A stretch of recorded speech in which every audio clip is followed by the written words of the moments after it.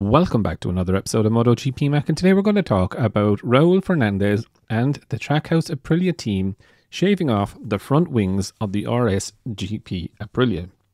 Now, during the Australian Grand Prix on Sunday, it was very noticeable once you looked down that far on the grid to see that Raul Fernandez was not running the front wings on the RSGP Aprilia. And in fact, it was something that was asked of the rider if he would agree to running the race without the front wings, as the Aprilia engineers wanted to do the race without the large spoiler on the front. And the characteristics of the Phillip Island circuit allows it, because there's neither a really hard braking point nor is there major acceleration points where the 2 points of the aerodynamics would make a lot of difference.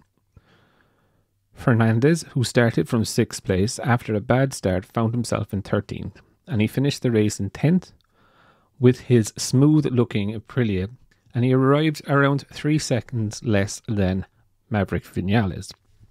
Now for me, I think it is a really, really good test. There is a couple of hard braking points, like coming over Lukey Heights into the hairpin there, into the MG corner. You know, there is a couple of really hard braking points. But I thought it was interesting. And while, okay, he did finish 3 seconds behind Maverick, Maverick was pretty beaten up and was not on his A game. Let's just be fair and honest about it. But I do think it's really interesting that they removed the wings. Now, Sunday, from what I can remember, there was not a lot of wind. And for me, one of the reasons I would have removed them is because of the wind. If you can remember, Pecco said on Saturday in the gusty conditions, he was being blown all over the circuit, as was Martin and Mark, etc. So I do find it very interesting that they took him off Sunday when there was less wind. But saying that, you know, it is interesting that what Aprilia were doing is they were looking, in my view, at the mechanical grip of that bike without the big front wing on it.